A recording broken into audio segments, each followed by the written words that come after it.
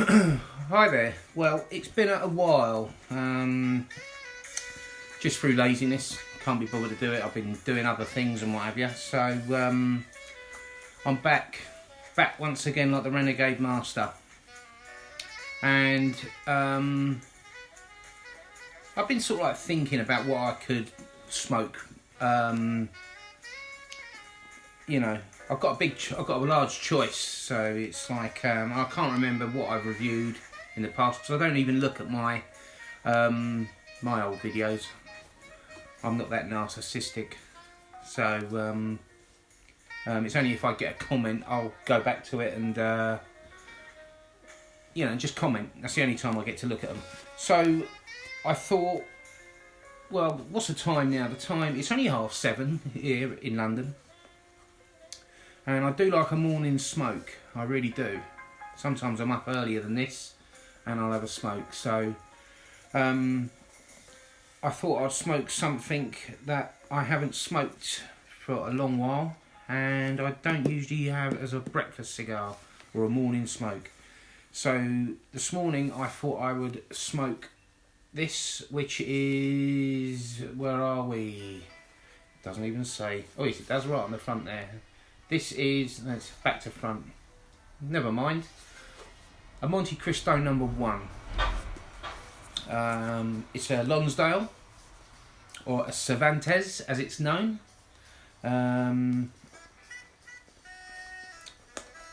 These were made before the 60s.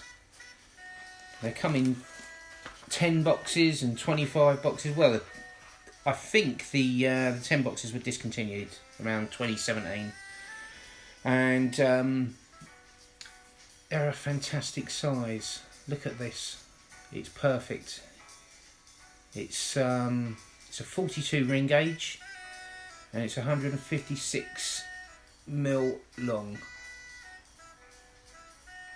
This particular one smells absolutely divine. Yeah, it smells absolutely divine. Boxing date on this one is an ESL Argo 17, which is August 17. Let me just put that over there. So I hope everyone's been alright. I think the last time I'd done a video, because I commented this morning actually on someone who commented on one of my videos, and I was quite surprised how long my fucking hair has got compared to back in June, which was when I last done my previous video. So yeah, but I haven't cut this yet. It smells absolutely superb. With all Montes, they have this amazing chocolatey smell, and they are like chocolate. The wrapper's very dark and very nice. I mean, this one is like it seems like it's very well constructed. I can't feel any soft spots, so that means we're not going to get any unusual burns anywhere, we hope.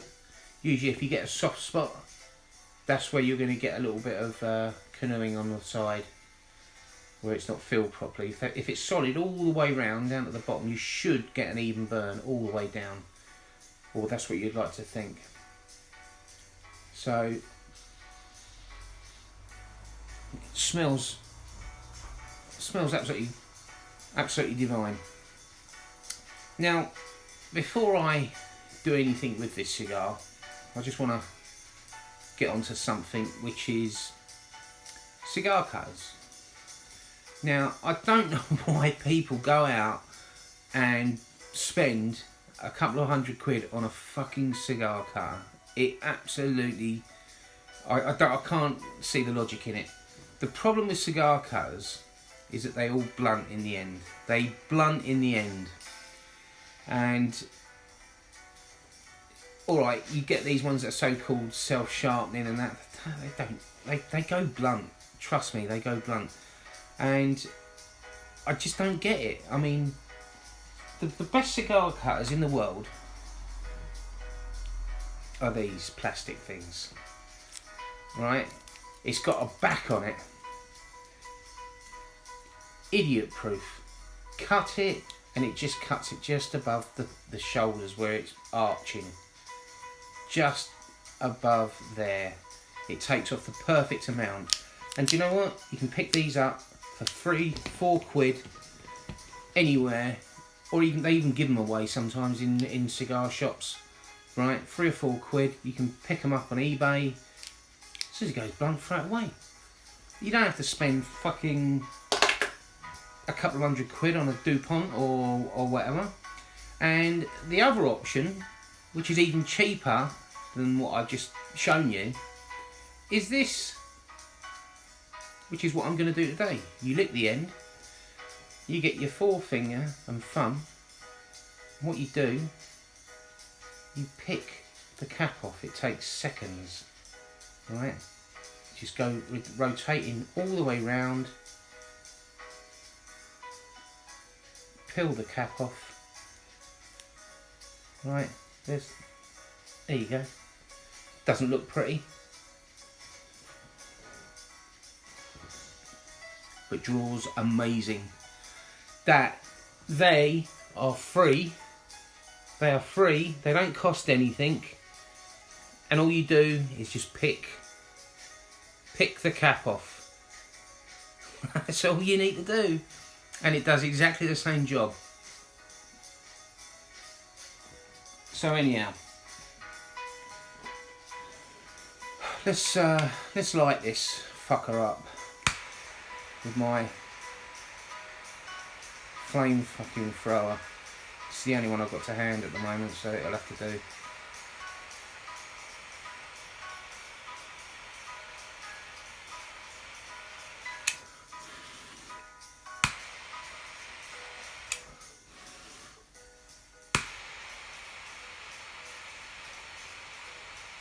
Good lighters these, Vector lighters. Had this one a long while, and probably as the others have all come and gone. This one's still standing. I just wish they'd done it in a single jet as opposed to a quad. But there again, saying that, they do single jets for if you've got an old Zippo case. They do a lovely little Vector one that goes in there, just a single jet.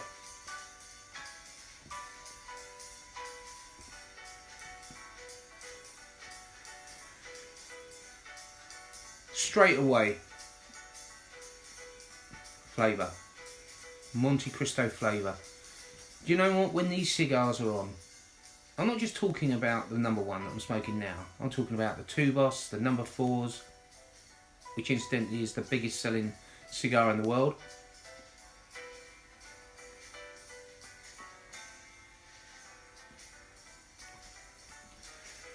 When they're on, they're on. I don't think anything can come near them. I really don't, but I don't believe that anything is better than these as a marker.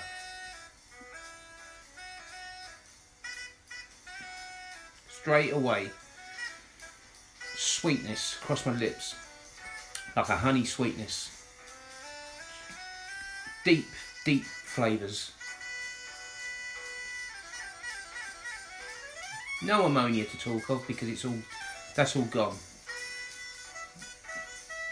That's gone through the age. I mean, 17. I mean, these have nearly got 4 years on them. It's surprising how long the time it takes, you know.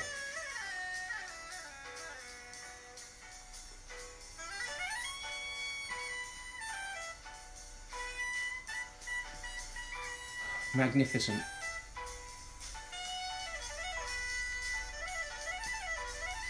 Good God, I might have to start smoking these in the morning now.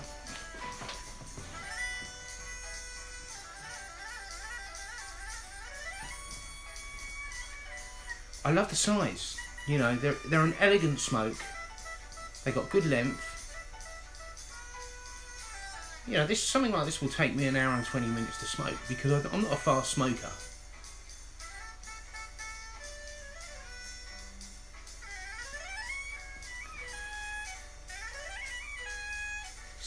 The burner's gone a little bit awry. but who gives a fuck? It's smoking well. You know, if it does start slipping, just lick your finger, damp it down, hopefully with COVID-free saliva, which won't matter because you're not going to be passing it around to anyone. And it won't burn so fast down that side.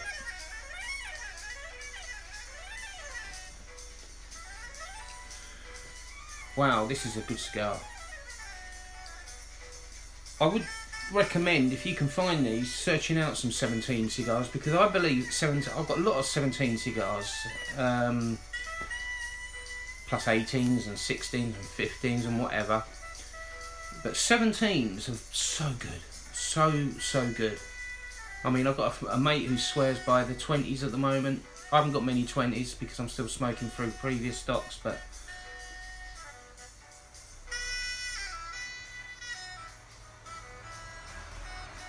oh wow, nice start, such a good start.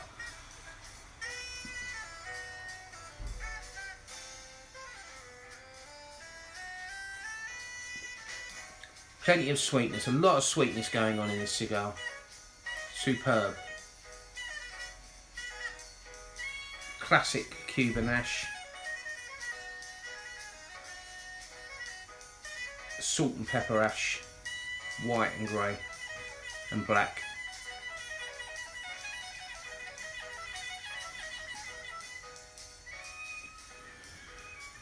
I do hope everyone has been alright during these times. It's been a long while. Do you know what? This is the longest my fucking hair's been in years, since probably the early 90s. And I think I'm going to keep it. I'm not going to grow it so I end up looking like fucking David Coverdale. I'll just keep it at this length, I think. I don't mind it. It's alright. It's not bad.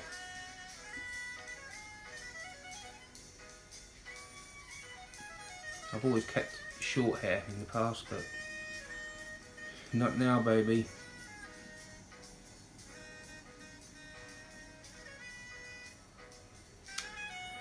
Right, well, I'm going to go and make a coffee, and I'll be back in a minute when I'm down into the second third. I'd just like to say, I'll touch on, I know I always keep coming back, keep saying I'll be back in the second third or whatever, but whenever I think of something or feel a change in a cigar, I'll always pop back and note it. But the beauty of having a longer cigar is that you get a cooler smoke, because that's at about 300 degrees there. By the time it's got to your mouth, it's sort of like, it's a lot cooler to smoke. But also another tip, whether you know it or not, I'm not trying to teach people how to suck eggs or anything here, but if you get a bit of tunnelling in your cigar and you can see a big hole down the end of it,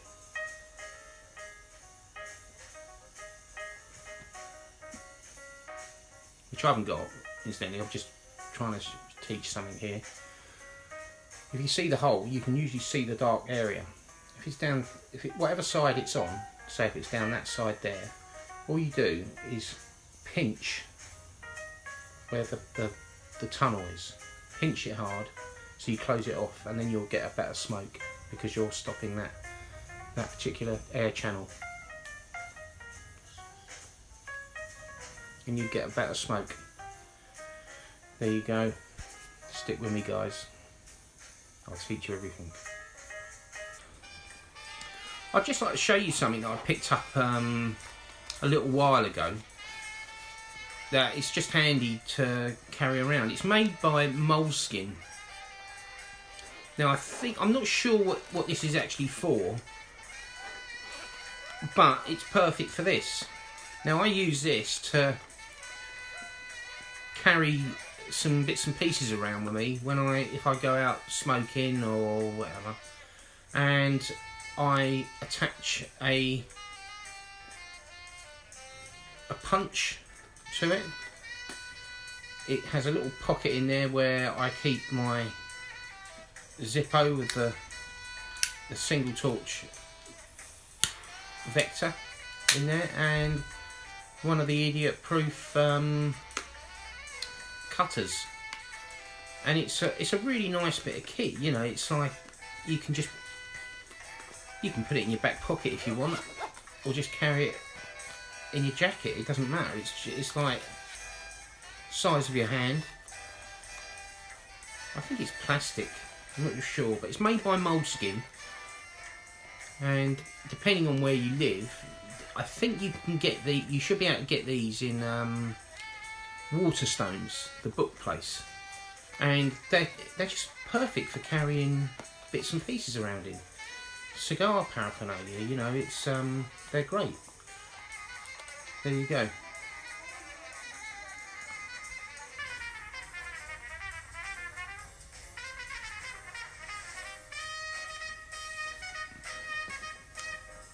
Yeah, into the second third.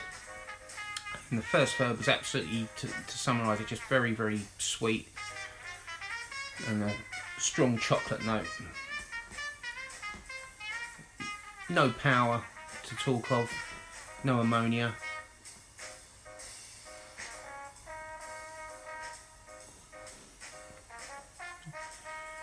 And the second third is sort of continuing in the same vein. I would say it's typical Montecristo. It's got that sort of chocolatey,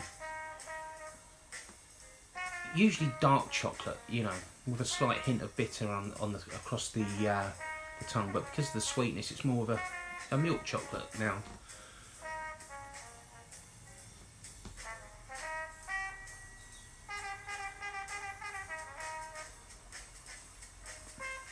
Really, really good, which is what I expect, and it's why I have a box, because I know that they're good cigars. I've noticed that the bands have been coming off a lot easier of late for some reason.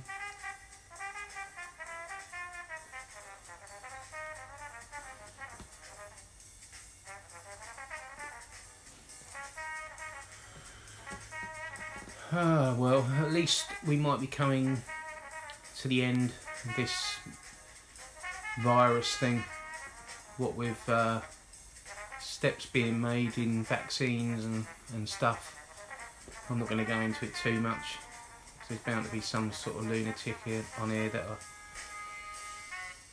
talk about some sort of conspiracy, but if it means we can all get out and have a normal life again, so be it.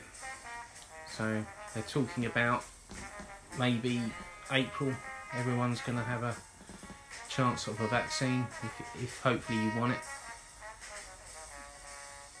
So yeah, things are hopefully coming to an end.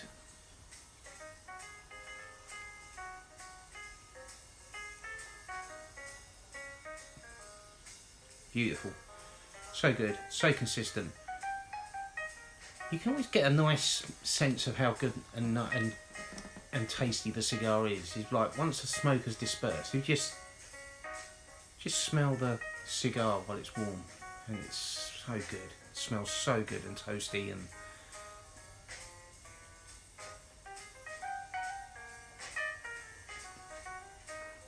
great draw, beautiful draw, perfect draw.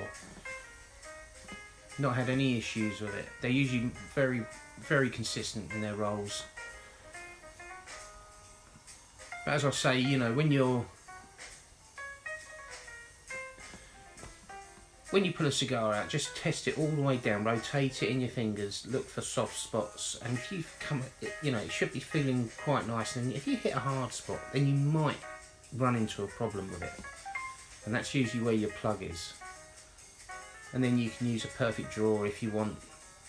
Once you cut it, just draw on it, and if it is tight, you'll know it's that where you can feel a hard spot, and then that's where you might need to just run it through.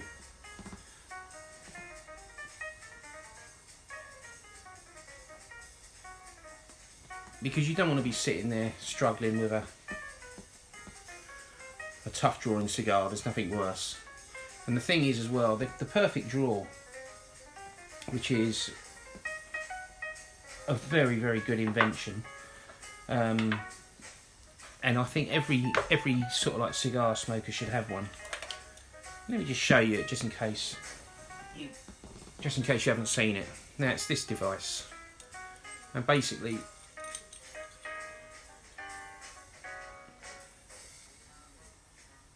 it's got like these serrated edges, like the hooks, very sharp barbs. This was invented by a dentist, and this was a dental instrument apparently, so I understand. And what you do, you just say that's the end of the cigar. You just plunge it in, twisting, and then I think the secret of it is not to pull it out too fast, and you twist as you come back out. This is what I find works best, and then it'll pull any debris that's blocking, like a leaf, an oversized leaf or something like that, and it'll pull it out, and then you can put the cigar to your mouth, and you should get a good draw. I'm always quite interested in these inventions. Yeah, so that was invented by a dentist, by all accounts. It's like I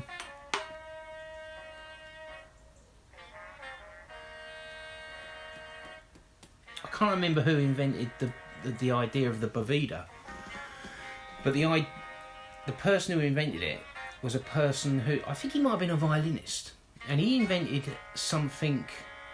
I don't know how he done it, but what it was, when he used to travel in aircrafts with his violins, very expensive violins, apparently the wood used to sort of like warp and contract, and he come up with an idea which ended up being the boveda. He wanted something he could put in his violin case to hydrate the violin, to stop it from warping, and I presume it must affect the sound.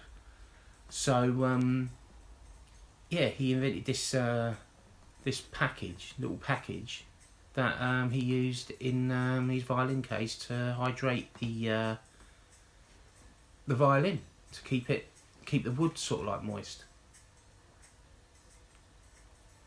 And then it was taken over by, obviously, Boveda, who now probably own the rights to it. But anyhow,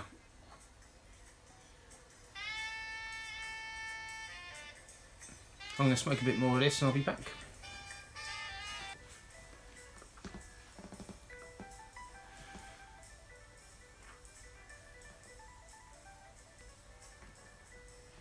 Yeah, I'm fast approaching now the final third, and it's been very consistent all the way through. It's now sort of like developed a high-end flavour, like quite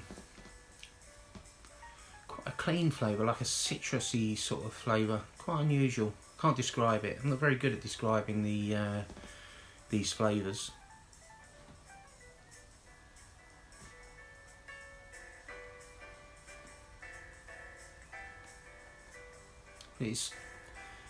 It's mixing nicely with the sugariness of the cigar and the chocolate nature. I mean, it's incredibly smooth through the nose. You know, to retrohale through the nose, I think, is such an important part of cigar smoking. If you can't do it, you should really try and learn to do it, because it's you'll be missing out, I believe, on 50% of the flavours in the cigar. What you get in your mouth is an entirely different flavour to what you get through your nose.